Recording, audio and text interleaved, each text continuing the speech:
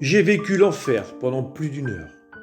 En effet, pendant que je regardais une image de l'enfant Jésus, une pensée rapide comme l'éclair disait à l'enfant « Comme tu es laid ». Je me suis efforcé d'ignorer cette pensée et de ne pas me laisser troubler par elle afin d'éviter le piège du démon.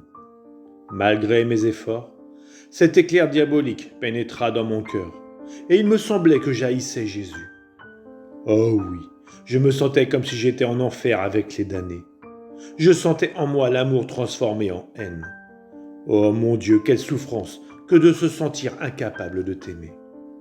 J'ai dit à Jésus, « Seigneur, c'est vrai que je ne suis pas digne de t'aimer, mais accepte au moins cette souffrance que j'éprouve présentement, vouloir t'aimer sans le pouvoir. » Après avoir passé plus d'une heure dans cet enfer, j'en suis sorti grâce à Dieu. Comment exprimer à quel point mon pauvre cœur était affligé et affaibli par cette guerre entre la haine et l'amour. J'étais exténué, presque sans vie. Ensuite, je suis revenu à mon état habituel, mais accablé par ce profond épuisement. Mon cœur et toutes mes puissances intérieures, qui habituellement recherchent leur unique bien avec une ardeur indescriptible, et ne s'arrêtent que lorsqu'ils l'ont trouvé, puis se reposent et le savourent avec le contentement le plus exquis, cette fois étaient inertes. Oh mon Dieu, quel coup cruel pour mon cœur. Ensuite, mon bien-aimé Jésus est venu, et sa présence consolante m'a aussitôt fait oublier que j'avais visité l'enfer, à tel point que je n'ai même pas demandé pardon à Jésus. Mes puissances intérieures, si profondément humiliées et fatiguées, se reposaient maintenant en lui. Tout était silencieux. Il n'y avait que l'échange de quelques regards d'amour qui blessaient nos deux cœurs. Après avoir gardé un profond silence durant quelque temps, Jésus me dit « Ma fille, j'ai faim.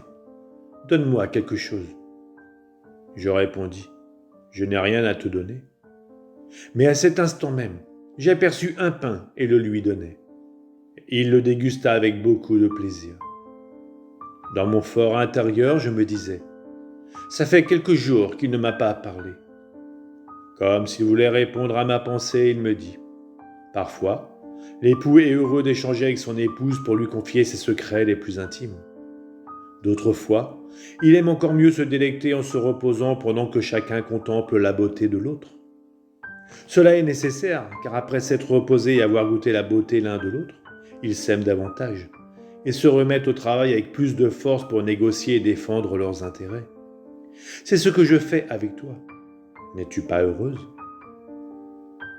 Le souvenir de l'heure passée en enfer m'a traversé l'esprit et je lui ai dit « Seigneur, pardonne-moi mes nombreuses offenses à ton égard. » Il répondit « Ne t'afflige pas, ne sois pas perturbé.